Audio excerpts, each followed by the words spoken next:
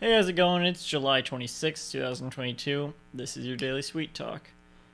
Continuing with my history with the website IMDb, which I was talking about the other day, I was saying when I was really young, I would look through the list of movies that were coming out in upcoming years or that were reported to come out, and I just assumed everything was real.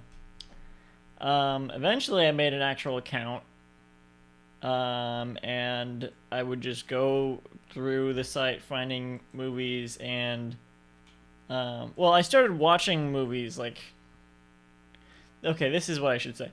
In 2015, now I've had my IMDb account for 8 years.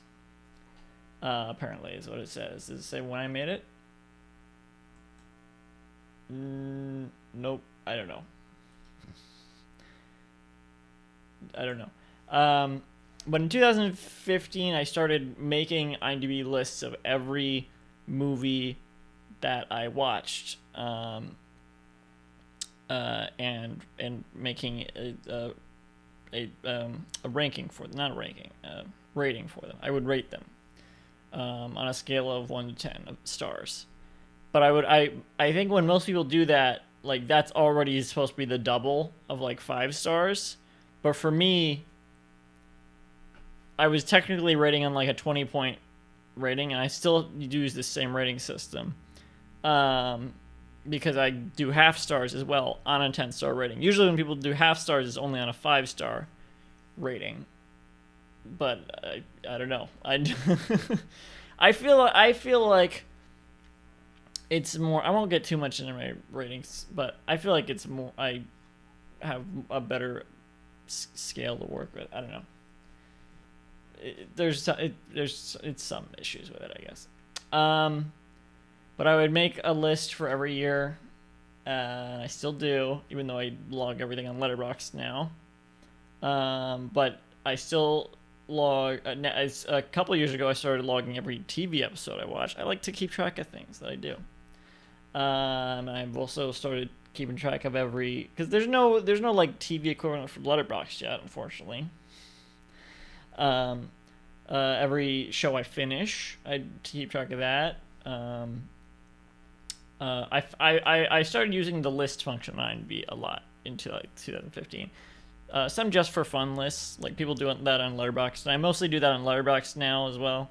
But I'll still sometimes, some just like a joke, I guess, like movies with funny titles under this specific circumstance, like, or movies and their sequels, and it'd be like, Robot and Clank, Ratchet and no, Robot and Frank, Ratchet and Clank. That was one.